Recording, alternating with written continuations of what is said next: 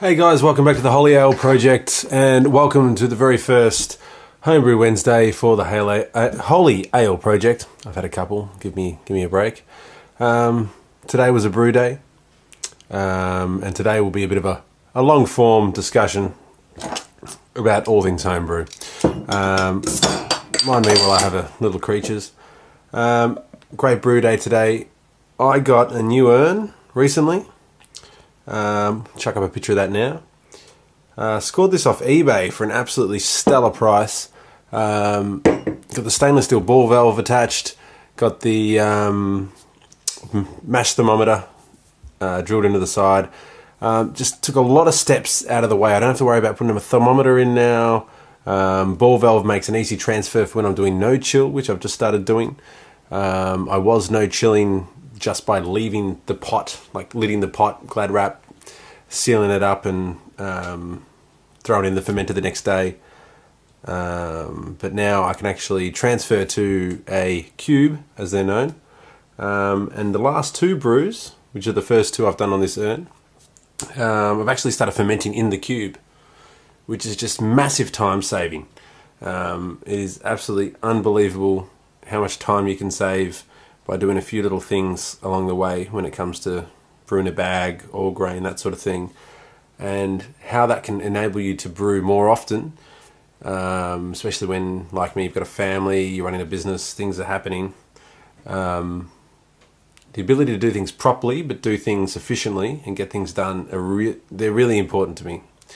And I know a lot of people that don't brew anymore because it just took up too much time, too much cleaning, too much preparation, all this sort of stuff. So I thought I'd share with you how I've got, in just a short amount of time since I've started brewing again, which is recently, how I've sort of come to a place where I feel this can really be ongoing. It's really pleasant. It's a very stress-free brew day.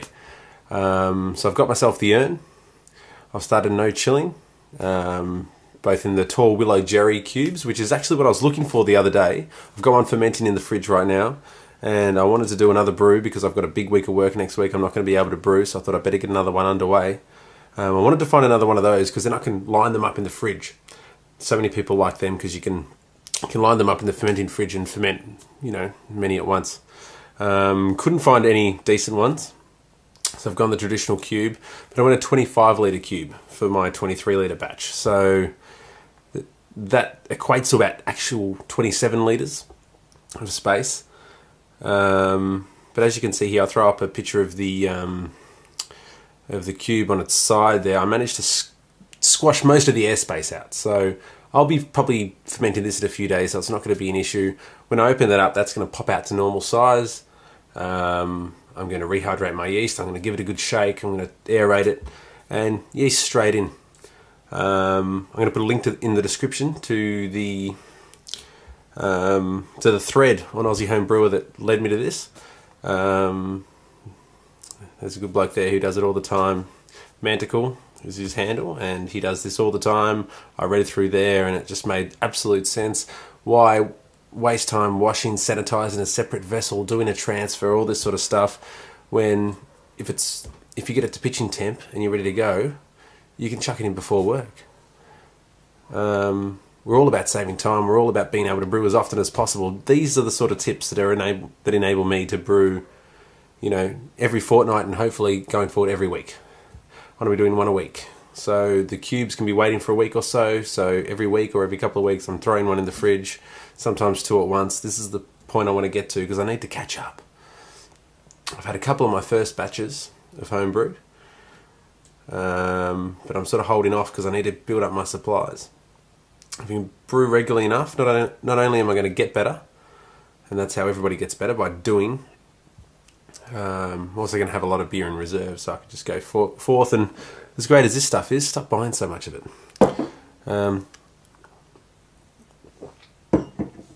I think that's a really important thing too. A lot of people, myself included, they read the forums, they read the guides, and they get stuck on everything that people are doing, and you have to do it this way, you have to do it that way, getting worried, I don't have that equipment, I can't do this that way, is it all going to be wrong, is it going to be okay? And a lot of people have said this in the past, but I'm just going to reiterate it again for people that are feeling a little held back by all the information out there and thinking that, you know, they're not going to be able to do it until this, that, or the other is put in place. Just relax. Relax, move on. If you make a mistake, move on. If, you know, things aren't going according to plan, or if, you know, a certain aspect isn't fulfilled in the brew day, just get on with it. I made a brew last week. It's the first time I'd ever no-chilled properly in a cube. The first time I'd ever done an India Black Ale, which is like a dark roasty version of an IPA.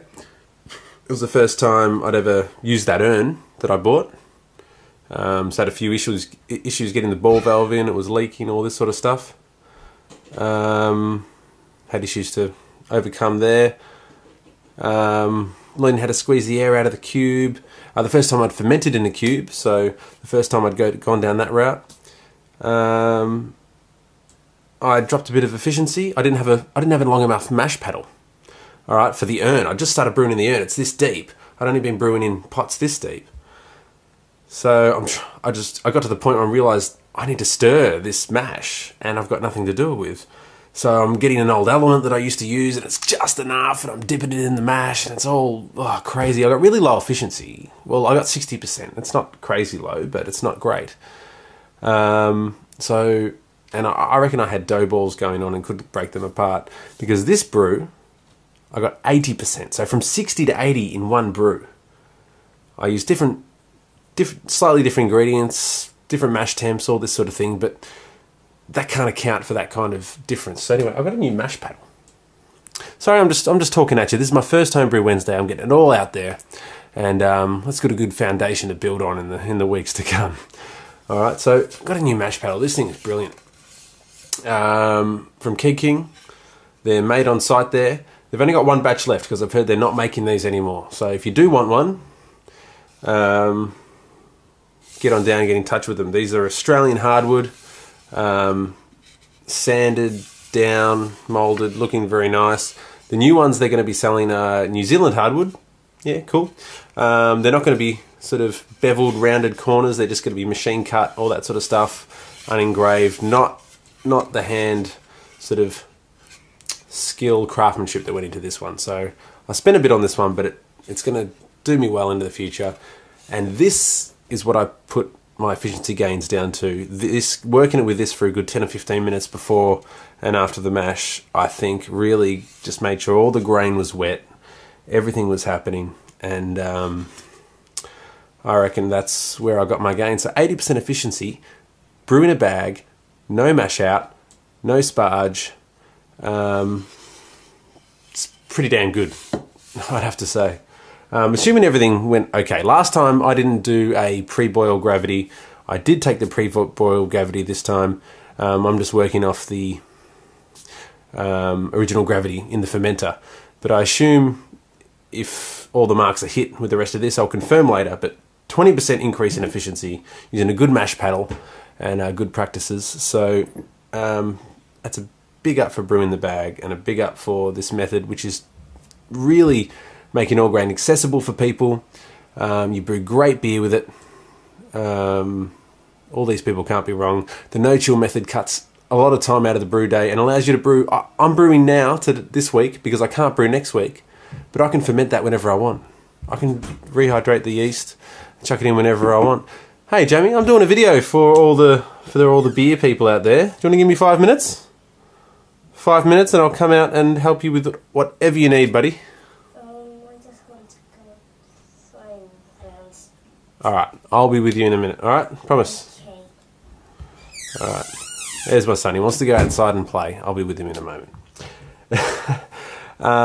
The other thing I just wanted to share with you is check this out. The Pulley System. I bought some pulley bits and pieces, put together a bit of a ghetto lift the bag out system. Got it from the Big Green Shed. People from Australia will know what I'm talking about. And this drastically increased the pleasure of brew day for me today.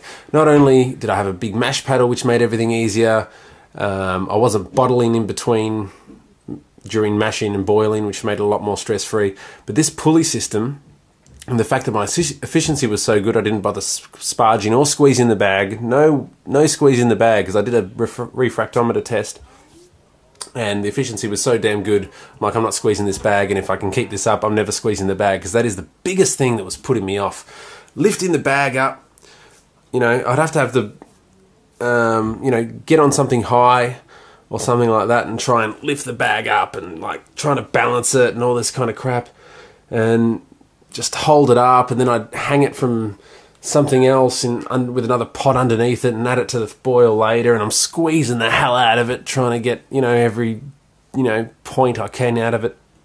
It's a massive pain, and it's got me thinking, maybe I just go 3V, because I cannot be bothered, even though it's apparently easier. This biab thing is just sticky, messy, not enjoyable at the moment. With this method, which I'm going to improve on, I'm going to improve the pulley system over time, but just having it there, loading it up, pulling it up, tying it off, letting it drain while it got up to boil, was just a real pleasure, and didn't have a single issue. And I recommend it to everybody. Make things easier for yourself. Do this. I had a very quick, pain-free brew day today, and expect many more to come. So there's a couple of tips from me. So in the fermenting fridge, just for a little update, I have the India Black Ale, which I tasted at 4 days into fermentation and is tasting absolutely amazing. I did forget the aroma hops right at the end. I forgot the hops. I was a little sick, a little under the weather that day, and I forgot to put them in, so I'm going to be dry hopping this one heavily, which is also something I've never done before. Never dry hopped, so that's going to be very interesting. But that's going in. That's going to be absolutely beautiful. Roasty, malty. Oh, if I can get that hop aroma and flavour in there, it's going to be fantastic. So look out for that one. Today was just an off-the-cuff, a little pale ale recipe with Pride of Ringwood bittering and some Willamette hops to give it that pale ale sort of thing. Hey, buddy. We'll be going outside very, very shortly. Just a second. I've got a smash ale conditioning, which is just a base malt with Munich base malt, all Munich, just Munich to the hills. Munich and Amarillo hops, so I can really taste those Amarillo hops. I can really taste what Munich does. I don't think I'll in the future do an all Munich beer, but at least I'll really know what it does. And that's what I want to do in these first few brews. Try different hops, try different malts, use them in different ways, and also simple recipes so I can really taste what everything does. I've also just got a standard sort of pale ale in there, which was the first one I've done. Really waiting for all these to come about. Hopefully you'll see some more of them in the weeks ahead. And let me know what you're doing with your brewing. I really want to hear from anybody who's getting started again, anyone who's got some advice for me, anyone who wants to get involved on this channel. I do appreciate any comments or anything anybody has to say, and really want to create a bit of a community and be involved in the YouTube brewing community. So there it is, throwing it out there. My son's in here, really wants to get outside and play, so we're going to do that. We're going to go out and ride bikes. And cheers, everybody. Thanks for tuning into the Holy Ale, and I'll see you all next on the next brewing update. Thanks for my very first Home Brew Wednesday. Catch you later.